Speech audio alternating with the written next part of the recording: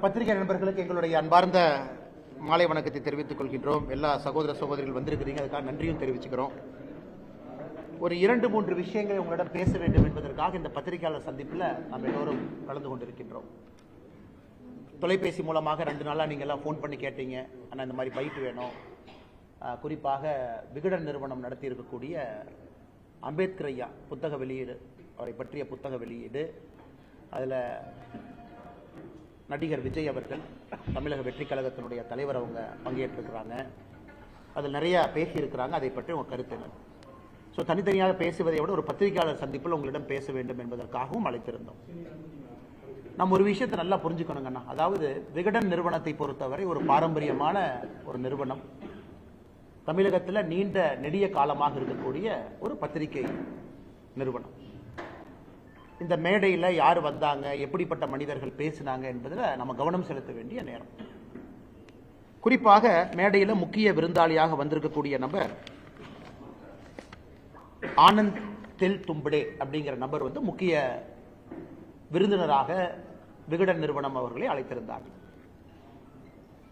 பாரத் ரத்னா ஐயா அம்பேத்கர் அவர்களுடைய பேத்திய திருமணம் செய்திருக்கக்கூடியவர் ஆனந்த் தெல்தும்படே. ஆனால் நிறைய நம்முடைய தமிழக மக்களுக்கு ஆனந்த் தெல்தும்படே அவர்கள் யாருன்னே தெரியாதுங்க. அம்பேத்கர் ஐயா அவருடைய பேத்தி அவர் திருமணம் பண்ணியிருக்காங்க அப்படின்னு முடிச்சிடறாங்க. அவர் ஒரு அர்பன் நக்சல். அவருடைய தம்பி மிலிந்த் தெல்தும்படே 2021 கத்திரோச்சுரலி ஃபாரஸ்டுக்குள்ள நடந்த என்கவுண்டர்ல 22 நக்சல் சுட்டுக் கொல்லப்பட்ட பொழுது அவருடைய தம்பி மிலிந்த் தெல்தும்படே அவர்களும் கூட சுட்டுக் கொல்லப்பட்டார். அந்த பீமா கொரகேன் அந்த கேஸ் என்ன இருக்கோ, ஜனவரி 1, 2018 பூனே பக்கத்தில் அந்த பீமா கொரகேன் அந்த பெரிய ரயட் நடந்து ஏகப்பட்ட மக்கள் இறந்து அது ஒரு பெரிய கலவர பிரச்சனையாக மாறி நக்சல் ஸ்பான்சர் பண்ண அந்த வயலன்ஸ்ல கைது செய்யப்பட்டதில் முக்கிய குற்றவாளியாக இருப்பவர் இந்த ஆனந்த் தெல்தும்படே. என்ஐஏ வழக்கு பதிவு செய்து அது கீழே இருக்கக்கூடிய கோர்ட்ல பெயில் கிடைக்காம கடைசியில் சுப்ரீம் கோர்ட்ல பெயில் கிடைத்து அவருடைய தம்பி மிலிந்த் தெல்தும்படே அந்த கன்ஃபெஷன் ஸ்டேட்மெண்ட்லாம் பார்த்தீங்கன்னா தெரியும், என்னுடைய அண்ணனை பார்த்து இன்ஸ்பயர் ஆகி தான் நான் நக்சல் ஐடியாலஜிக்கு போனேன் அப்படி. குறிப்பாக ஆனந்த் தெல்தும்படே அவனுடைய தம்பி Milind Teltumbde communist party of India Maoist CPIM அந்த இயக்கத்தினுடைய சென்ட்ரல் கமிட்டி மெம்பர். இவர்களுக்கு விகடன் ஒரு மேடை கொடுத்து பேச வேண்டும் என்று தமிழகத்தை அழைச்சிருக்கேன். ஏன்னா தமிழகத்தின் நக்சல் எல்லாம் கொண்டு வந்துடலான்னு ஐடியா பண்றாங்களான்னு தெரியல. அடுத்தது ஒரு பெரிய லாட்டரி அதிபர், இந்தியாவில் ஒரு மிகப்பெரிய நபர், அவருடைய மருமகன். இத்தனை காலமாக திமுகவில் சபரீஷன் அவர்களுக்கு நெருக்கம். 2019 2024 வரை அந்த நிகழ்ச்சியை நடத்தின வாய்ஸ் ஆஃப் காமன்ஸ் அமைப்பினுடைய தலைவராக இருக்கக்கூடியவர், இன்னைக்கு VCK கட்சியினுடைய துணை பொதுச் செயலாளர். 509 கோடி ரூபாய் அவருடைய மாமனாருடைய பணம் எலக்ட்ரோல் பாண்ட் மூலமா DMK கொடுத்தவர். பாருங்க, எல்லாம் கொடுமையை பாருங்க. ஏன்னா இவங்க லெக்சர்லாம் மக்கள் கேட்க வேண்டியதா இருக்கு, டிவியில பார்க்க வேண்டியதா இருக்கு. அவருடைய மாமனார் லாட்டரி நடத்தக்கூடியவருடைய பணம் 509 கோடி ரூபாய் திமுகவுக்கு போச்சு. அந்த நேரத்தில் சபரீஷனோடு இருக்கிறாங்க. 2021 எலெக்ஷனை நடத்துறாங்க. அதன் பிறகு இன்னைக்கு VCK கட்சியினுடைய மெயின் ஃபண்டர் அவங்க புத்தகத்தை வெளியிடுறாங்க. அவர்களுக்கும் விகடன் ஒரு மேடை கொடுக்கிறாங்க. அந்த வெளியிட்டது மட்டும் இல்ல, அதுல அரசியல் கருத்துக்களை பேசுறாங்க. பாரதிய ஜனதா கட்சியும் தாக்கி பேசுறாங்க. இது இரண்டாவது. நீதியரசர் சந்துரு அவங்களை பத்தி நான் பேச விரும்பல. அண்ணன் விஜய் அவர்கள் பேசியிருக்கிறாங்க, அந்த கருத்துக்கு நான் பதில் சொல்றேன். சோ அம்பேத்கர் ஐயாவுடைய புத்தகத்தை வெளியிடுறதுக்கு இந்தியாவில் உங்களுக்கு ஆளே கிடைக்கலையா? அந்த புத்தகத்தை தொகுக்கிறதுக்கு ஆளே கிடைக்கலையா? விஜய் அண்ணா அவர்கள் வாங்கட்டும், பேசட்டும், அவருடைய கருத்தெல்லாம் சொல்லட்டும். அரசியலுக்கு புதுசா வந்திருக்கிறாங்க, அவருடைய கருத்தை தெரிந்துக்க வேண்டியது நம்முடைய கடமை. மக்கள் எல்லாம் எதிர்பார்ப்பாங்க, சரி என்ன பேசுறீங்க, அம்பேத்கர் ஐயாவை பற்றி உங்க பார்வை என்ன? விஜய் அவர்கள் பேசுவதற்கு முழு தகுதி உரிமை இருக்கு, கட்சி ஆரம்பிச்சிருக்காங்க, பேசுட்டு. எனக்கு இது போன்ற ஒரு முக்கியமான மேடையில் யாரு வேண்டுமானாலும் பணம் இருந்தா நானும் ஒரு புத்தகத்தை தொகுக்கலாம். என்னுடைய மாமனார் லாட்டரி அதிபராக இருந்தா நானும் ஒரு 10 பேருக்கு கூப்பிட்டு 100 எஸ்ஏ எழுத சொல்லி ஒரு புத்தகத்தை பிரிண்ட் அடிச்சு நானும் மேடைக்கு போலாம், நாம ரிலீஸ் பண்ணலாம். அதனால் தமிழகத்தினுடைய அரசியல் போக்கு எந்த அளவுக்கு போகுது அப்படிங்கிறது தான் கேள்விக்குறி. அண்ணன் தொல் திருமாவளவன் அவர்கள் முக்கியமான தலைவர், இந்த நிகழ்ச்சிக்கு நான் போக மாட்டேன் ஒரு காரணம் சொல்லி போயிட்டார். ஆனா அவருடைய துணை பொதுச் செயலர் போயிருக்காருன்னா கட்சி அண்ணன் திருமாவளவன் ஒரு கையில் இருக்கா, இல்ல துணை பொதுச் செயலர் ஒரு கையில் இருக்கா? இந்த கட்சிக்கு விடுதலை சிறுத்தைகள் கட்சிக்கு ஒரு தலைவரா 2 தலைவரா? மேடையிலே கூட்டணியில் இருக்கக்கூடிய கட்சியை பற்றி பேசிய பிறகு கூட ஒரே கட்சியில துணை பொதுச் செயலாளரும் தலைவர் அண்ணன் தொல் திருமாவளவன் இருக்கிறாங்கன்னா என்னை பொறுத்தவரை இந்த கட்சி அண்ணன் தொல் திருமாவளவன் அவர்கள் கட்டுப்பாட்டில் இல்லை. இந்த கட்சி அந்த லாட்டரி விற்பனை செய்யக்கூடியவருடைய மருமகனுடைய கையில தான் அந்த கட்சி இருக்கு. தெல்ல தெளிவு அரசியல் தெரியக்கூடிய எல்லோருக்கும் தெரியும். உங்க கூட்டணியில் இருக்கக்கூடிய ஒரு கட்சியை, ஆளும் கட்சியை, உங்க கட்சியை சார்ந்த ஒரு முக்கியமான நபர் மேடையின் மீது விமர்சனம் செய்கிறாரு, அவர் மீது உங்களால் நடவடிக்கை எடுக்க முடியவில்லை என்றால் அந்த கட்சியினுடைய மெயின் ஃபண்டரை கை வைக்க திருமாவளவன் தயாரா இல்லை. இது தமிழகத்தில் குறிப்பாக திமுக தலைமையில் இருக்க கூட்டணி எப்படி இருக்கு அப்படின்னு காட்டுது. திமுக கூட்டணி எப்படி இருக்கு? எல்லாரும் பவர்ல இருக்கிறனால ஒட்டி இருக்கிறாங்க, பணங்காசுக்காக ஒட்டி இருக்கிறாங்களா அப்படிங்கிற கேள்வியை இது எழுப்புகிறது. எதையும் தமிழகத்தினுடைய அரசியலை கவனிக்கக்கூடியவர்கள், தமிழகத்தினுடைய மக்கள் ரொம்ப உன்னிப்பா கவனிக்கணும். அம்பேத்கர் ஐயாவுடைய புத்தகத்தை தொகுக்கறக்கு ஆள் இல்லையா? அந்த புத்தகத்துக்கு ஆனந்த் தெலும்படி அவர் தான் கிடைச்சாரா? அவர் பேசியிருக்கக்கூடிய வார்த்தைகள், பேச்சுக்கள், பீமே கொரகான்ல அவருடைய ஸ்பீச் டிசம்பர் 31, 2017 பேசின ஸ்பீச்சுக்கு அடுத்த நாள் கலவரம், ஜனவரி 1, 2018. அவருடைய சொந்த தம்பி communist party, Maoist party, communist party of India Maoist central committee member 22 நக்சலோடு சுட்டுக் கொல்லப்படுகின்றார். அது நீங்க சொல்லலாம், ஐயோ பிஜேபி ஆட்சி மகாராஷ்டிரா கொண்டீங்க, அது காங்கிரஸ் ஆட்சிங்க, எங்க ஆட்சி இல்லைங்க. அப்ப 2021 நவம்பர்ல அது உத்தவ் தாக்கரே அவர்கள் முதலமைச்சராக இருந்தார்கள், காங்கிரஸ் கூட்டணி ஆட்சி, சுட்டு கொண்டுட்டாங்க. இதையெல்லாம் தமிழகத்தினுடைய மக்கள் உத்து கவனிக்கணும். அதுதாங்க நான் காலையில் 6ஆம் தேதி அன்னைக்கு பேசினேன். அம்பேத்கர் ஐயாவை வைத்து எந்த அளவுக்கு அரசியல் வியாபாரம் தமிழகத்தில் நடைபெறுவது என்பதற்கு இந்த நிகழ்ச்சியும் ஒரு உதாரணம். அண்ணன் விஜய் அவர்கள் நான் அன்போடு வரவேற்கிறேன். மணிப்பூர், விஜய் அவர்கள் மணிப்பூர் செல்வதற்கு தயாராக இருந்தால் அவரோடு மணிப்பூர் செல்வதற்கு நான் தயார். மணிப்பூர் ஃபுல்லா சுத்தி காட்டுவதற்கு நான் தயார். விஜய் அண்ணன் இப்ப அரசியல்ல, பொது அரசியல்ல என்னுடைய அன்பான வேண்டுகோள், ஒரு பேசிக் காமன் சென்ஸை வளர்த்திக்க வேண்டிய நேரம் இது. ஏன்னா ஒரு சினிமா நடிகரா உச்சத்தில் இருந்துட்டாங்க, பெரிய ஒரு நடிகர், எல்லோருக்கும் பிரித்த ஒரு நடிகர். அரசியல் கருத்து சொல்லும் பொழுது ஜியோ பாலிடிக்ஸ் இம்ப்ளிகேஷன் என்ன, மணிப்பூர் என்ன, என்ன பிரச்சனை, அங்க இருக்கக்கூடிய ட்ரைபல் பிரச்சனை என்ன, மியான்மர்ல இருந்து யார் உள்ள வர்றா, இந்த ட்ரக் ட்ரையாங்கிள்னு திரும்ப திரும்ப சொல்றோம் என்ன, மணிப்பூர்ல எந்த ஆட்சி காலத்தில் பிரச்சனை அதிகமாக இருந்தது, காங்கிரஸ் ஆட்சி காலத்தில் எத்தனை பேர் இறந்தாங்க, 10 ஆண்டு காலம் பிஜேபி ஆட்சி காலத்தில் எத்தனை பேர் இறந்திருக்காங்க, இந்த பிரச்சனை ஏன் உருவாச்சு, எங்களுடைய சொந்த கட்சியில் இருக்கக்கூடிய முதலமைச்சரை ஒரு ட்ரைபல் கம்யூனிட்டியை சார்ந்தவங்க முதலமைச்சருடைய இல்லத்தை கொளுத்து போதும் கூட அங்க இருக்கக்கூடிய போலீஸ் துப்பாக்கி எடுத்து சொல்லிங்க, அதுக்கு துப்பாக்கி தீர்வு கிடையாது. பாரதிய ஜனதா கட்சியினுடைய முதலமைச்சருடைய வீடு கொளுத்தப்படுகிறது, அமைச்சர்களுடைய வீடு கொளுத்தப்படுகிறது, கட்சி நபர்களுடைய வீடு கொளுத்தப்படுகிறது, சூறையாடப்படுகிறது. அதற்கு நாம் எல்லாம் உடனே armed forces special powers act Manipur ஃபுல்லா மறுபடியும் ரீஎக்ஸ்டெண்ட் பண்ணி, அதற்கு தான் அங்க இருக்கக்கூடிய பெண்கள் அம்மனமாக நடந்தார்களா மணிப்பூர்ல ஒரு காலத்திலேங்க காங்கிரஸ் ஆட்சியின் பொழுது. உடைகள் இல்லாம எனக்கு armed forces special powers act எங்க ஊருக்கே வரக்கூடாதுன்னு நம்முடைய தாய்மார்கள், சகோதரிகள் உடை இல்லாம நடந்து போனாங்க. அதே மணிப்பூரை திரும்ப கொண்டு வரணுமா? Armed forces special powers act கொண்டு வந்து அப்படியே ஒரே நாள்ல ஷூட்டிங் ஆர்டர் கொண்டு வந்து எல்லாத்தையும் சுட்டு தூக்கி போடுங்க. அதிலிருந்து தான் பாரதிய ஜனதா கட்சி மணிப்பூரை வெளியே கொண்டு வந்திருக்கிறது. ஆனால் அண்ணன் விஜய் அவர்களுக்கு இதை சொல்ல வேண்டும் என்பது என்னுடைய அன்பான ஆசை. காரணம், புதுசா அரசியலுக்கு வந்திருக்காங்க, சில விஷயங்கள் அவர்கள் தெரிந்து கொள்ள வேண்டும் என்பதற்காக. இன்னைக்கு மணிப்பூரை பொறுத்தவரை, மணிப்பூர் பாருங்க நான் சொல்றாங்க, மணிப்பூரை பொறுத்தவரை இன்னைக்கு வடகிழக்கு அந்த பகுதி மட்டும் நல்லா விஜய் அண்ணன் கேட்டுக்கணும்.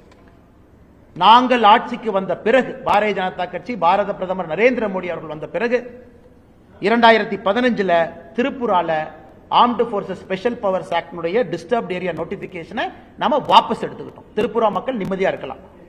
2018 மெகாலயால armed forces special powers act disturbed area நோட்டிபிகேஷனை வாபஸ் எடுத்துட்டோம், அந்த மக்கள் நிம்மதியா இருக்கலாம்.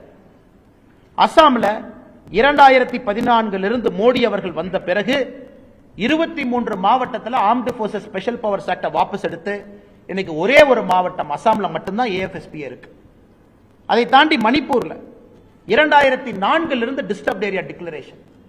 ஆர்மி யார் வீட்டுக்கு வேணாலும் வரலாம், யாரை வேணாலும் சர்ச் பண்ணலாம், எந்த கணவனை வேணாலும் எப்ப வேணாலும் தூக்கிட்டு போலாம், காவல்துறையில் போய் கேஸ் ரெஜிஸ்டர் பண்ண முடியாது.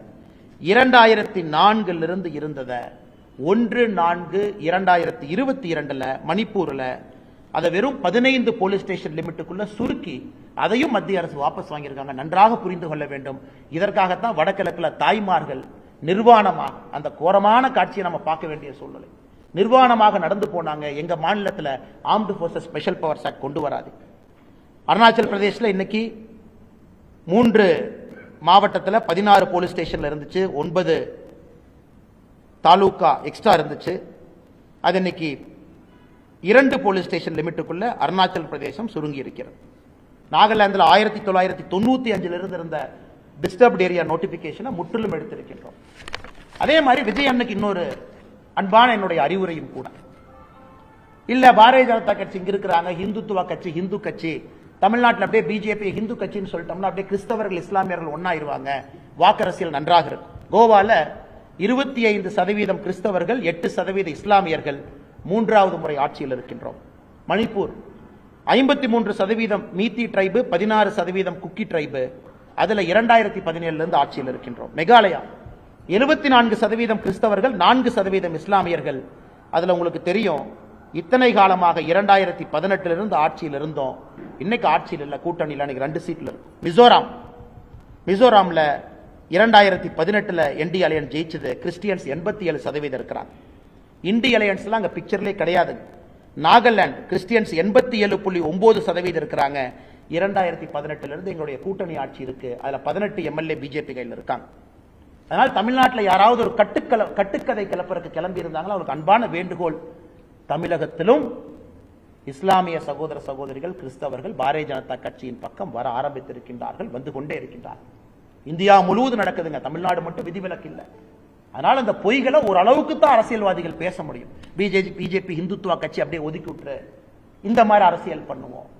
அண்ணன் திருமாவளவன் சொல்றாங்க, இந்தியா ஃபுல்லா தலித் சமுதாயம், பட்டியலின சகோதர சகோதரிகள் பாரதிய ஜனதா கட்சியாமா, தமிழ்நாட்டில் மட்டும் அண்ணன் திருமாவளவன் அவங்க இருக்கிறனால நம்ம கிட்ட வரலையாமா. அப்ப இந்தியா முழுவதும் வர்றாங்கன்னா திருமாவளவன் கர்நாடகாவே பிரச்சாரம் பண்றாரு. நான் கர்நாடகாவில் திருமாவளவன் பார்த்திருக்கேன், ரோட்ல பேசியிருக்கேன். திருமாவளவன் மகாராஷ்டிரா பிரச்சாரத்துக்கு போறாங்க. தமிழ்நாட்டிலே எத்தனை காலத்திற்கு ஏமாற்றி வைத்திருப்பீர்கள்? அதுவும் உடையத்தான் போது. பாரதிய ஜனதா கட்சியில பட்டியலின சகோதர சகோதரிகள் பெருமளவில் வந்து கொண்டே இருக்கின்றார்கள்.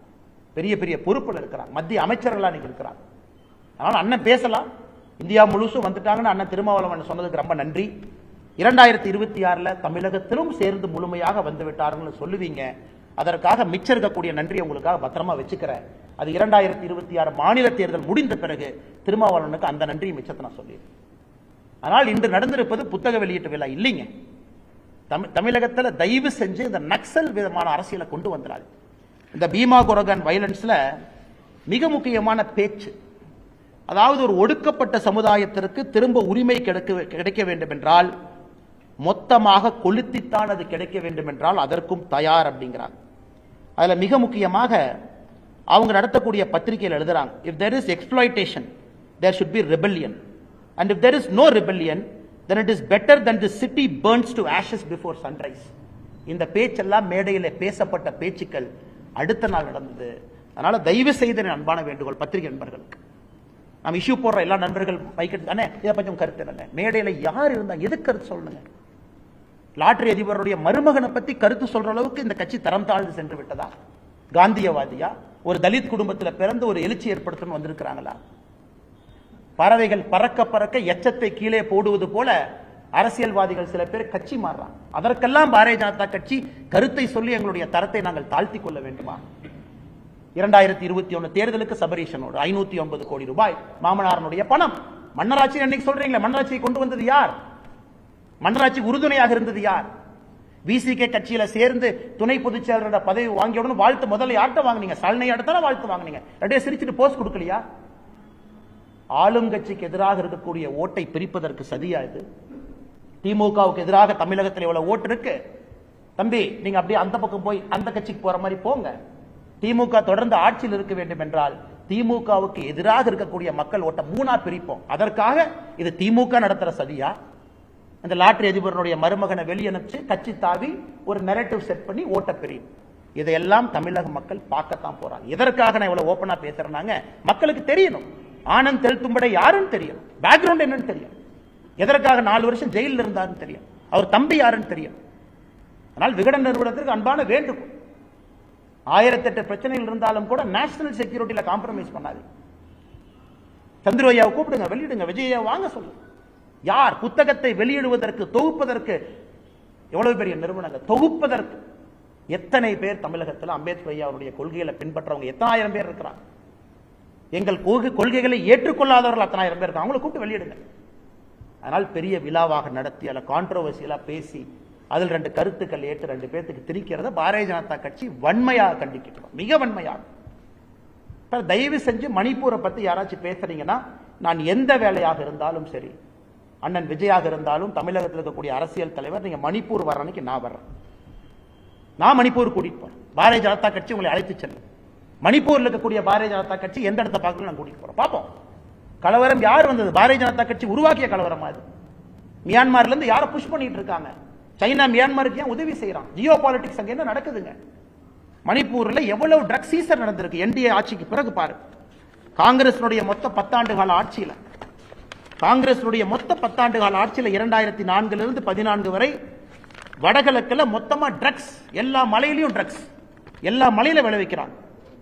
அதை நம்ம கோல்டன் ட்ரையாங்கிள் சொல்றோம். அந்த ஏரியா காங்கிரஸ் ஆட்சியில மொத்தமா 768 கோடி ரூபாய் ட்ரக்ஸ் சீஸ் பண்ணி 2006 இருந்து 13. நம்முடைய ஆட்சியில 21,000 கோடி ரூபாய் ட்ரக்ஸை சீஸ் பண்ணிருக்கு. நடக்கிறது என்ன? ட்ரக்ஸுக்காக பிரச்சனை.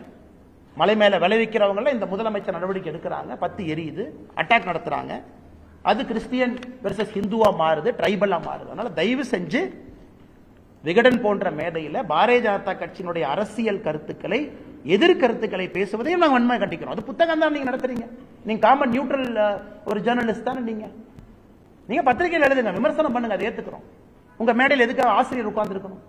வர போற பேச்சாளர் சும்மா பாரதிய ஜனதா கட்சியை கிரிட்டிசைஸ் பண்ணுவோம், நார்த் வெஸ்ட் சவுத் பண்ணுவோம், இது ஓட்டு கொடுக்கும் நீங்க நினைச்சீங்கன்னா எதற்காக விகடனுடைய ஆசிரியரோ பப்ளிஷரோ பதிப்பாசிரியர் எதுக்கு மேடை மேல உட்காரணும்? அதனால் தமிழகத்தினுடைய மக்களுக்கு பத்திரிகையாளர் சந்திப்பு மூலமாக நாங்கள் சொல்லிக் கொள்வது, தயவு செஞ்சு தமிழ்நாட்டில் இந்த மாதிரி அரசியல் நமக்கு வேண்டாம். ஆமாம், ஜாதி பிரச்சனை இருக்கு, எல்லாம் சேர்ந்துதான் சரி பண்ணணும். ஆக்கப்பூர்வமான முறையில் ஜனநாயகத்தில் தான் சரி பண்ணுமோ தவிர துப்பாக்கி ஏந்தியவர்கள் மேடையிலே வந்து பேசி நமக்கு அறிவுரை சொல்லும் அளவுக்கு தமிழகம் தரம் தாழ்ந்து போகல. மன்னராட்சிங்கிறாங்க. நான் தொடர்ந்து சொல்வது இதுதான்.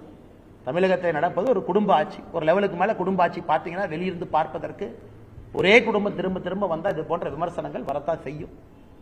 ஆனா மன்னராட்சி நடக்குதான்னு கேட்டீங்கன்னா இல்லை. மக்கள் ஓட்டு போடுறாங்க, தேர்ந்தெடுக்கிறாங்க, எம்எல்ஏ ஆகிறாங்க. முதலமைச்சருடைய விருப்பம் யார் துணை முதலமைச்சர் ஆக்க வேண்டும் என்பது முதலமைச்சருக்கு முழு அதிகாரம் இருக்கு, ஆக்குறாங்க. இன்னைக்கு தமிழகத்தில் நடப்பது குடும்ப ஆட்சி. அதை எடுப்பதற்கான முழு வேலையும் பாரதிய ஜனதா கட்சியில் இறங்கி இருக்கின்றோம். கீழே இருப்போம், முழுமையாக நாங்கள் பாடுபடுவோம், அதில் எந்த மாற்று கருத்தும் இல்லை. அதனால் இதை முதல் விஷயமாக பத்திரிகை நண்பர்களுக்கு சொல்லணும். இது சம்பந்தமா உங்களுக்கு கேள்வி இருக்கோங்கன்னா தயவு செஞ்சு கேளுங்க, பதில் சொல்லுங்க.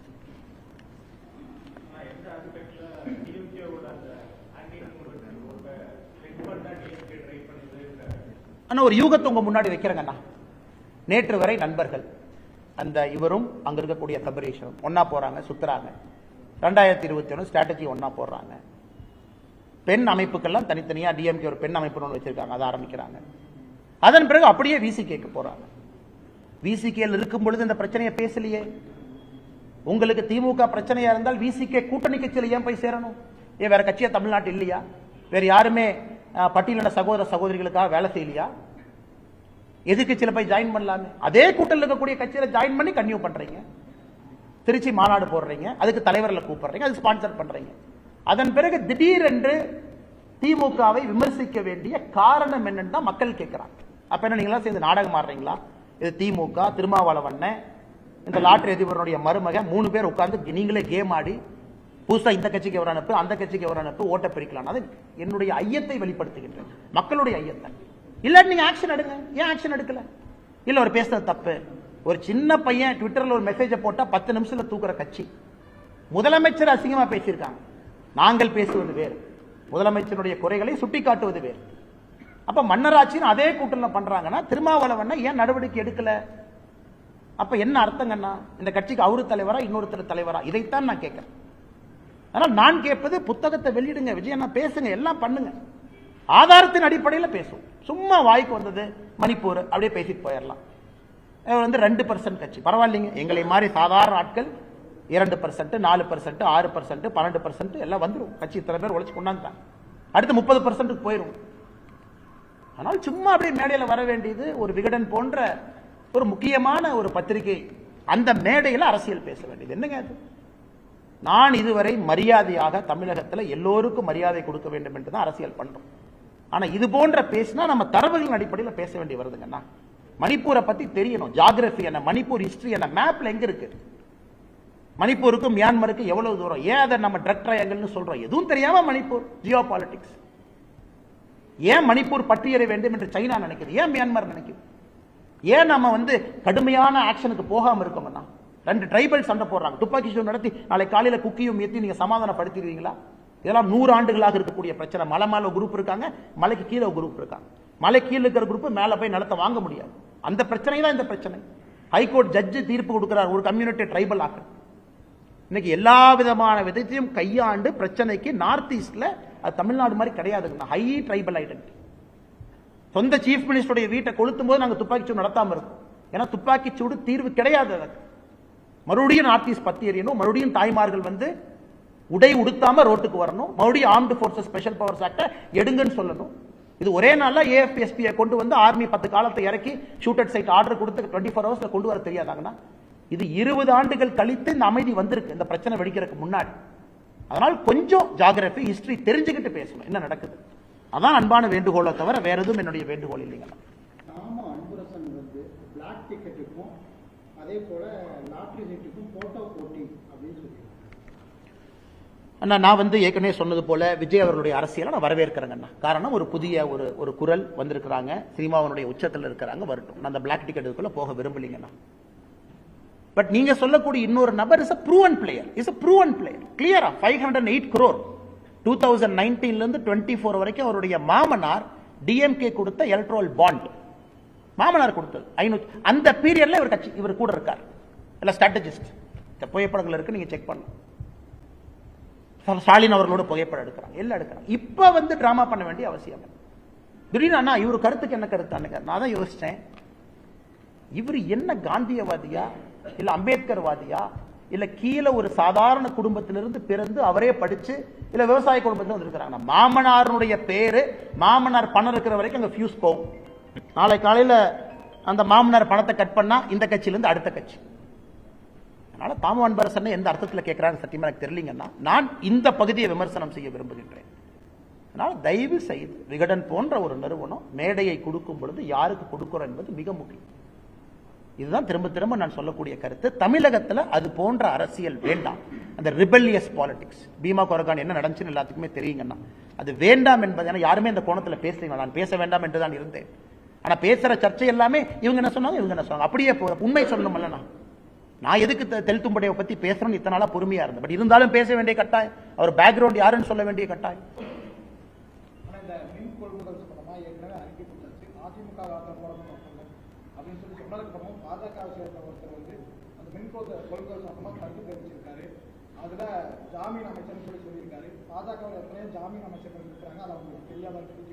எனக்கு தெரியாதுங்கண்ணா, பாஜக இருக்கக்கூடிய ஜாமீன் அமைச்சர்கள் சத்தியமா எனக்கு தெரியாதுங்கண்ணா. அதாவது ஓராண்டுக்கு மேல சிறையில் இருந்து ஓராண்டுக்கு மேல பல முறை பெயில் ரிஜெக்ட் ஆகி அவருடைய சொந்த தம்பி அவர்கள் ஆளக்கூடிய மாநிலத்தில் இன்னைக்கு அப்ஸ்காண்டிங்கா இருக்கார். இவர் அமைச்சர், சத்திய பிரமாணம் எடுத்த அமைச்சர். இவருடைய சொந்த தம்பி வாண்டட் அக்யூஸ்ட் ஆஃப் இடி. பிடித்து கொடுக்க வேண்டிய கடமை தமிழக காவல்துறைக்கு இருக்கு. காவல்துறையை கையில் வைத்திருக்கக்கூடிய முதலமைச்சர் சொல்றாரு கோயம்புத்தூர்ல, என்னுடைய மகன் உட்பட 35 அமைச்சர்ல பெஸ்ட் அமைச்சர் இவராமா. ஆனா ஒரு நாள் அமைச்சர் ஆவாரு, கை வந்துருச்சுங்கன்னா பெஸ்ட் அமைச்சர் இவருன்னு ஒருத்தர் காட்டுறாரு. அவருடைய தம்பி இடி கேஸ்ல அக்யூஸ்ட், இன்னும் அப்ஸ்காண்டிங். தமிழ்நாட்டில் எங்க இருக்காரு எல்லாத்துக்குமே தெரியும். கரூர் போனீங்கன்னா இன்னைக்கு நைட் தூக்கிட்டு வந்துடலாம் அவர் காலையில. ஆனா காவல்துறை கைது பண்ணாது. அப்ப நான் ஜாமீன் அமைச்சர்னு சொல்லாம என்ன சொல்றதுங்க? இதை உச்ச நீதிமன்றம் சொல்றாங்க. இவ்வளவு வேகமாக இவருக்கு நீங்க அமைச்சர் பதவி கொடுக்கறதுனால எங்களுக்கே பயமா இருக்கு, சாட்சியெல்லாம் வச்சிருப்பாங்களான்னு. 13ஆம் தேதி பொறுத்திருப்போம் என்ன உச்ச நீதிமன்றத்தில் சொல்றாங்க பார்ப்போம். அப்ப நான் ஜாமீன் அமைச்சர் என்று சொன்னதுல என்ன தப்பு? இரண்டாவது, நான் கேட்ட கேள்வி, அதானி அம்பானி பிஜேபி நீங்க கொடுத்தீங்களே, சரி இது அதிமுக கொடுத்தாங்க, நான் கொடுக்கல. அதுக்கப்புறம் 77 கோடி ரூபாய் கொடுத்தீங்களே கமுத்தியில, அது என்னோட செகண்ட் அறிக்கையில் இருக்குங்க. ஃபர்ஸ்ட் இதுல பெனால்டி சார்ஜ் 230 கோடி ரூபாய் கொடுத்தீங்களா, அதையே நீங்க காட்டல. 530 கோடியோட ஏன் மறைச்சீங்க? ரெண்டாவது இதுல இப்ப ஜெனரேட் பண்ண நீங்க ஆட்சிக்கு வந்ததுக்கு அப்புறம் ஜெனரேட் பண்ணதுல அதானிக்கு 77 கோடி ரூபாய் கொடுத்தீங்களே, அது செகண்டரி கீழ டாக்குமெண்டோட அதானியினுடைய ரிப்போர்ட்ல இருந்து அந்த பேராவை காப்பி பண்ணி ஆங்கிலத்தில் பேஸ்ட் பண்ணிருக்காங்க. இதுல உருட்டல் மிரட்டல் எம்எல் அறிக்கை கொடுத்ததுக்கு எம்எல்ஏ கேஸ் போடுவாங்களாம். யோ நீ எல்லாம் என் மேல கேஸ் போட்டு இடி கேஸ்ல உள்ள போன நீ எல்லாம் கேஸ் போட்டு எஃப்ஐஆர் வாங்கின தலை விதி இல்லீங்களா? 1 வருஷம் ஜெயில கம்பி என்ன.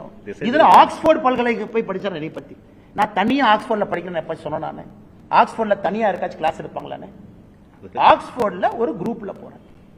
அது கூட போன 11 பேர் ரகசியம் எனக்கு தெரியும். வெப்சைட் போய் டைப் பண்ணிங்க, போன அன்னைக்கே வெப்சைட்ல போட்டிருக்கான், ஷெவ்னிங் குருக்கள் வெப்சைட்ல யார் 11 பேர் எல்லாம் இருக்கு, போட்டோ இருக்கு, எஃப்சிடிஓ ஆபீஸ் போங்க எல்லாம் போட்டிருக்கான். இது ஒரு விஞ்ஞானமா? இதுக்கு ஒரு அமைச்சர் வேணுமா? அதனாலதான் நான் சொல்றேன், நான் ஆக்ஸ்போர்ட்ல படிக்கிற அதே நேரத்தில் இந்த ஜாமீன் அமைச்சரும் படிச்சார். எங்க படிச்சாரு? புலால் சிறையில கம்பி என்றதை படிச்சார். அவர் ஒரு பக்கம் படிச்சாரு, நான் லண்டன்ல படிச்சேன். அதனால ஃபெயிலான ஸ்டூடெண்ட் பாஸ் ஆன ஸ்டூடெண்ட் பார்த்து பொறாமப்படுறது நம்ம ஊர்ல சகஜம் தானா? அதனால கம்பி என்ற அமைச்சர் நீ பார்த்து பொறாமப்படுறாரு. கேட்ட கேள்விக்கு பதில் வரும். அதானி கொடுத்தியா இல்லையா? கொடுத்த நோத்துக்க. இல்ல ஆட்சிக்கு வந்ததுக்கு அப்புறம் 77 கோடி ரூபாய் கமுதி ப்ராஜெக்ட் கொடுத்தியா இல்லையா? கொடுத்த நோத்துக்க. அதை விட்டுட்டு சுத்தி சுத்தி இந்த வளைக்கிற வேலை எங்கிட்ட விட்டு அந்த ஜாமீன் அமைச்சர் என் மேல கேஸ் போடு. தைரியம் இருந்தா என் மேல கேஸ் போடியா பாத்திரலாம். சரியான அப்பா அம்மாக்கு பிறந்த என் மேல கேஸ் போட்டு பார்த்தலாம். நான் தெளிவா கேட்கிறேன், தமிழ்நாடு அரசியல்ல ஒரு மாற்றத்தை பார்க்கணும். ஜெயிலில் இருக்கிற அமைச்சர் சொல்ற அளவுக்கு அரசியல் அந்த அளவுக்கு மோசமாயிருச்சு. சரியான ஆள் அந்த பொடியா பார்த்தலாம். நீ போடு கேட்க, நான் பாத்துறேன். நீ எங்க கூட்டிட்டு போவேன்னு பாத்துறேன். கூட்டிட்டு போடு. போலீஸ் உங்க கையில் இருக்கு, போடு. முதலமைச்சர் உனக்கு தான் நெருங்கிய நண்பர், நீ தான் ஒரு பையன் மாதிரின்னு சொல்றிய. மகனை விட முக்கியமான அமைச்சர் போய் சொல்லு, காலில் விழு. ஆனா டிஜிபி சொல்லி மேல கேஸ் உள்ளவே பார்த்தலாம். நாயத்தை பேசினா இந்த ஊர்ல மிரட்டல். கேட்டா அமைச்சர் பதவி, கேட்டா அமைச்சர் பதவி. நாயத்தை பேசினா மிரட்டல். அதனாலதான் அந்த அறிக்கை ஸ்ட்ராங்கா கொடுத்தான். நான் மரியாதை கொடுக்கக்கூடிய ஆள்.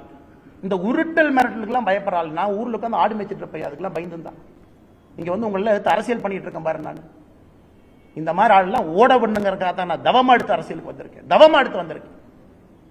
நீங்க அப்படியே மிரட்டி உருட்டி அப்படியே மிரட்டி பார்த்துருவீங்க. நான் கேட்பது ஒரே ஒரு கேள்வி, இரண்டாவது முறையும் அதானி கொடுக்கலன்னு சொல்லுங்க. அறிக்கையை படிக்கிறதே கிடையாது. அத்தனை ஐஏஎஸ் ஆஃபீஸர் கூட இருக்காங்க.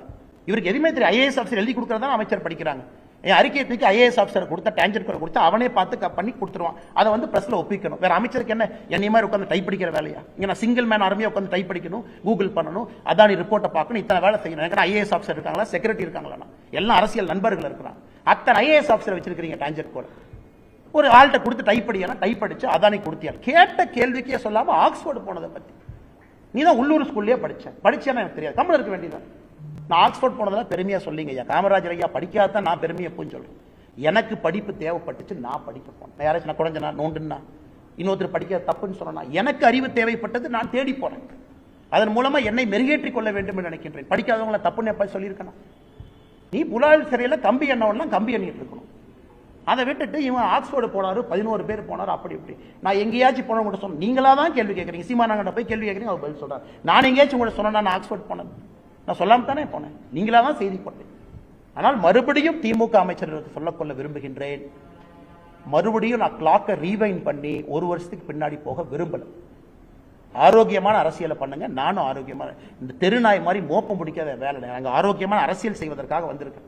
நீங்க பண்ண ஒன்னொன்னையும் மோப்பம் முடிச்சு டெய்லி தொலாவி பத்திரிகை நம்பர்கிட்ட கொடுக்கறதா என் வேலையை நினைச்சுன்னா என் வேலை அது இல்லைங்க. என் வேலை எங்க ஆரோக்கியமான அரசியல் பண்றதுக்காக வந்திருக்கு. அது தயவு செஞ்சு மறுபடியும் பழையபடி 1 வருஷத்துக்கு முன்னாடி கொண்டு போய் விடாது. ரொம்ப தவறுங்கண்ணா. இன்னைக்கு டிஜிபி கடிதம் எழுதியிருக்காங்கன்னா அந்த காவல்துறை அதிகாரிகள் மீது நடவடிக்கை எடுக்கணும். இரண்டாவது, அந்த குற்றவாளிகள் எல்லாத்தையும் பிடிக்கணும். இதெல்லாம் அநியாயமா இருக்கு. ஒரு மனநலம் குன்றிய ஒரு சகோதரி, அவங்க அப்பா கூலி தொழிலாளி, அவருக்கு பெருசா தெரியல. இது வந்ததுக்கு அப்புறம் போலீஸ் ஸ்டேஷன் போறாரு. போலீஸே கன்வின்ஸ் பண்ணி நீங்க கம்ப்ளைண்ட் இந்த மாதிரி எழுதுங்கன்னு டிராஃப்ட் பண்ணி வாங்குறாங்க. அதுல அக்யூஸ்ட் கூப்பிட்டு வார்ன் பண்ணி விடுறாங்க. தமிழகத்தினுடைய காவல்துறை எந்த அளவுக்கு அதல பாதாளத்திற்கு போயிருக்குங்கிறது இதை விட உதாரணம் எதுவும் இல்லைங்க. மனநலம் குன்றிய ஒரு சகோதரிக்கு தான் first right of protection state கொடுக்கணும். ஸ்டேட்னுடைய வேலை அது. ஏன்னா அவங்க ஹெல்ப்லெஸ். அவங்க உடம்பு அவங்க கையில் இல்ல, அவங்க கண்ட்ரோல்ல அவங்க உடம்பு இல்ல. யார் அவங்களை எப்படி பயன்படுத்துறாங்கன்னு அந்த சகோதரிக்கு தெரியாது. அப்படி இருக்கும் பொழுது ஒரு அரசனுடைய முதல் வேலை அந்த சகோதரிக்கு ஹெல்ப் பண்றது. அதனால் முதலமைச்சர் அவர்கள் உடனடியாக சம்பந்தப்பட்ட அதிகாரிகளை மொத்தமா நீக்கணும். எப்பவுமே காவல்துறையை சப்போர்ட் பண்ணி பேசுறாள். நான் இதில் ஏத்துக்கவே முடியாது சார், ஏத்துக்க முடியாது. போலீஸ் ஸ்டேஷன் ரேப் பண்ணவங்களை கூப்பிட்டு சமாதானப்படுத்தி போப்பா தம்பி. அதுக்கப்புறம் அந்த சகோதரியினுடைய மாமா அதை கண்டுபிடிச்சு, ஐடி ஊழியர் அவரு, அவர் திரும்ப போலீஸ் அப்ரோச் பண்ணி ரீகம்ப்ளைண்ட் கொடுத்து ஏதோ 2 பேர்த்த பிடிச்சிருக்கிறாங்க. நாளை காலையில் டிஜிபி அவர்கள் நேரில் சந்தித்து பாரதிய ஜனதா கட்சியினுடைய மாநில துணைத் தலைவர் கருநாகராஜன் இந்த பெட்டிஷனை கொடுக்கிறோம். காவல்துறையின் மீது நடவடிக்கை எடுக்க வேண்டும், எல்லாத்தையும் கைது பண்ணணும், ஸ்பெஷல் கோர்ட்டு கொண்டு போகணும். அப்பொழுது மட்டும்தான். ஆனா நீங்க பாருங்கண்ணா, ஆனா நம்ம தயவு செஞ்சு ஒரு நிமிஷம் நம்மளைய மனநலம் குன்றிய சகோதரி ஷூல போட்டு பார்ப்போங்கண்ணா. ஒரு நிமிஷம். என் உடம்பே என் கண்ட்ரோல் இல்லைங்கண்ணா, எனக்கு என் பாடி என்னன்னு எனக்கு தெரியாதுங்கண்ணா. இதை ஒரு காமுகன் பயன்படுத்துறான்னு அவனை சும்மா வெல்லாமண்ணா. இதை ஒருத்த பயன்படுத்துறான், அந்த சகோதரிக்கே அவங்க யாருன்னு தெரியாதப்ப இதை ஒருத்த பயன்படுத்தும் பொழுது காவல்துறையின் நடவடிக்கை எப்படி இருக்கணும்? அதனால் இது மிக மிக கொச்சைத்தரமான கீழ்த்தரமான ஒரு செயல். காவல்துறை நடவடிக்கை எடுத்து தங்களுடைய பெருமையை திரும்ப மீட்டுக் கொள்ள வேண்டும்.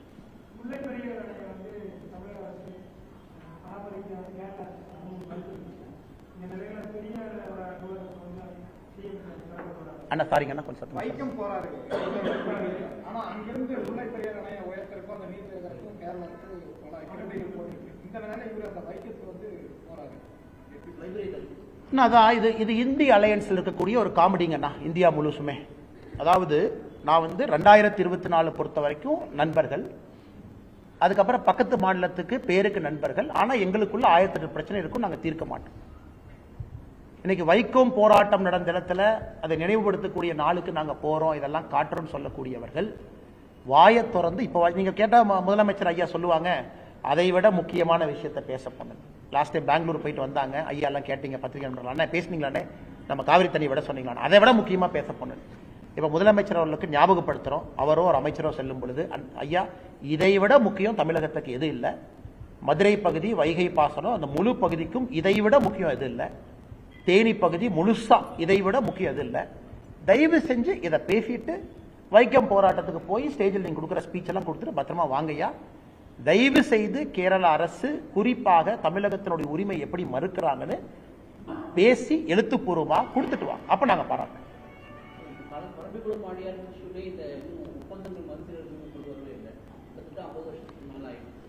பிக்கெஸ்ட் ஃபெயிலியருங்கண்ணா, பிக்கெஸ்ட் ஃபெயிலியர் ஆஃப் திராவிடியன் பாலிடிக்ஸ்ங்கண்ணா, பிக்கெஸ்ட் ஃபெயிலியர்.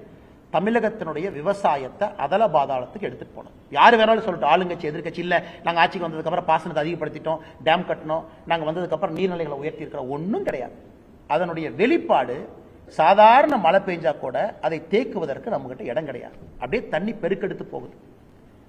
இன்னைக்கு ஒப்பந்தத்தை திரும்ப கொண்டு போறது கிடையாது. அதே ஒப்பந்தத்தில் டேம் கட்டுவதற்கு அனுமதி இருக்கு, செய்யல. ஆனமலை நல்லார் திட்டம் கிளாசிக் உதாரணம். அதை நானும் இங்கே கோயம்புத்தூர் பாராளுமன்ற தொகுதியினுடைய வேட்பாளராக என் தலையை உள்ள விட்டுருக்கேன். மாநில அரசு செய்ய வேண்டியது நீங்க செய்ய மாட்டீங்க, மத்திய அரசு எடுத்துட்டு போறேன். அதற்கான முயற்சியும் ஒரு பக்கம் போட்டுட்டே இருக்கேன். இந்தியாவில் எங்கேயுமே இந்த அநியாயம் கிடையாதுங்க. ஸ்டேட் கவர்மெண்ட் ப்ராஜெக்டை சென்ட்ரல் கவர்மெண்ட் நம்ம தூக்கிட்டு போறது. அதனால் பெரிய ஃபெயிலியர் இவங்க ரிவரை மேனேஜ் பண்ணதுக்குன்னா நீர் மேலாண்மையை உயர்த்தியது பிக்கெஸ்ட் ஃபெயிலியர். இரிகேட்டட் ஏரியா கீழே கொண்டு வந்துட்டாங்க, டேம் கட்டல, வரக்கூடிய மழையெல்லாம் அப்படியே கடலுக்கு ஓடுது. அதனால இதை தனியா ஒரு நாள் நம்ம பேசுவோங்கன்னா, இதுக்கு தனியா ஒரு செஷன் வச்சு பேசுவோங்க.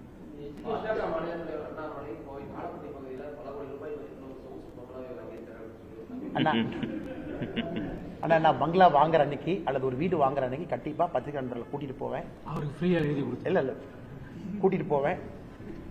வீடு வாங்கும் அளவுக்கு எனக்கு தகுதி இல்லைங்கன்னா, அந்த தகுதி வரும் பொழுது கண்டிப்பா நீங்க வந்து ஒரு டீ சாப்பிட்டு தான் வரணும். அப்படின்னு உங்களை விட்டுட்டு நான் வீடு வாங்கிடுவேன். கோயம்புத்தூரில் இருப்பதற்கு ஒரு வீடு தேவைப்படுகிறது. மாமனார் வீட்டில் அலையா விருந்தாலே 5 வருஷமா இருக்கிறாங்க. கட்சிக்காரங்களாம் வர்றாங்க, வெளியே உட்கார்ந்து இருக்கிறாங்க, ரோட்ல இருக்கிறாங்க. அதனால் நானே ஒரு வாடகை வீட்டு எடுத்து காலப்பட்டி ரோட்ல வாடகை வீட்டுக்கு மூவ் ஆயிட்டேன். கட்சிக்காரர்கள் வரும்போது பார்ப்பதற்கு ஒரு இடம் வேண்டும். தயவு செஞ்சு அதை போட்டோ எடுத்து போட்டு அதை ஓனருக்கு மிரட்டி விட்டீங்கன்னா, ஒரு இடத்துலையும் கஷ்டப்பட்டு ஒரு வாடகை வீட்டை பிடிச்சிட்டு இருக்கிறான். கஷ்டப்பட்டு சென்னை பிரச்சனை ஆனதுக்கு அப்புறம் காலி பண்ண சொல்லிட்டாங்க. பிப்ரவரியில் காலி பண்றேன் 2025. அந்த வீட்டுல இருந்து அடுத்த வீட்டுக்கு ஓடுறேன். அதனால் எனக்கு இருக்கக்கூடிய பிரச்சனை எனக்கு தானா தெரியும். அதனால தயவு செய்து இந்த வீட்டில் இப்பதான் வந்திருக்கேன்னா 4 நாள் ஆச்சு. கொஞ்சம் நியூஸ் கொஞ்சம் பெருசு பண்ணாம ஸ்டேட் போலீஸ்ட்ட கேட்டா அன்னைக்கு இன்ஸ்பெக்டர் ஐயா வந்திருந்தாங்க, சப் இன்ஸ்பெக்டர் ஐயா வந்திருந்தாங்க. எனக்கு சிஆர்பிஎஃப் செக்யூரிட்டி இருக்கிறனால நான் ஒரு வீட்டுக்கு குடி போனா ஃபுல் டாக்குமெண்ட்டை சென்ட்ரல் கவர்மெண்ட் கொடுக்கணும், அந்த வீட்டுக்கு அவங்க அப்ரூவல் கொடுக்கணும், செக்யூரிட்டி செக் பண்ணணும். அதனால காவல்துறைக்கு எல்லாம் தெரியும், நான் எவ்வளவு வாடகைக்கு இருக்கிறேன், எங்க இருக்கிறேன், யாரு ஓனர்னு. தயவு செஞ்சு போய் பாருங்க, ஓனர்கிட்ட பேசுங்க. டிவியில போட்டுறாதீங்க, ஓனர் ஓடின போறாரு. அடுத்த வீட்டுக்கு இன்னும் 3 மாசம் ஆகும். அப்படியாங்கண்ணா? ரொம்ப சந்தோஷம். சினிமா போட ரேஞ்சுக்கு அந்த ஓனர் போட்டோவை போடாத வரைக்கும் எனக்கு சந்தோஷம் தான். ஏன்னா ஸ்டேட் கவர்மெண்ட் இங்க இருக்கிறாங்க, லோக்கல் சப் இன்ஸ்பெக்டர் அங்க இருக்கிறாங்க, 10 கிலோமீட்டர் சப் இன்ஸ்பெக்டர் போய் அண்ணாமலை என்ன வீடு கிரகப்பிரவேசம் பண்ண முடியாது, நீங்க வாடகைக்கு குடி போகும்போது பால் தான் காய்ச்ச முடியும், வந்தீங்களான்னு கேளுங்க, அவரே எஸ்ஆர் பாரு, அவரே வந்தம்பாரு. எதுக்கு வந்தீங்க? இந்த சிஆர்பிஎஃப் வீடு பார்க்க வந்தாங்க, லோக்கல் போலீஸை கூப்பிட்டு வந்தாங்க. ஆனா வாடகைக்கா அவர் விலைக்கு வாங்கினாரா? அவரே சொல்லுவாரு வாடகைக்கு. அதுக்கு மேல ஓனர் போட்டோவுக்கு போட்டாங்கன்னா கஷ்டப்பட்டு அந்த வீடு கிடைச்சிருக்கு. ஆனா நான் ஜோக்குக்கு சொன்னா கூட இது ஒரு அரசியல்வாதிக்கு இருக்கக்கூடிய பிரச்சனைங்க. அது குறிப்பா எனக்கு இருக்கக்கூடிய பிரச்சனை. காரணம் ஊழலை பத்தி நிறைய பேசுறேன். அப்ப எல்லா இடத்திலும் நம்ம மீது தாக்குதல் நடத்துவது சாதாரணம் தான். இருந்தும் இந்த கடினமான பாதையை நானே தேர்ந்தெடுத்திருக்கேன். அதை பயணம் செஞ்சுதான் ஆகணுங்கன்னா அதை தப்பிக்க முடியாது. மண்டலம்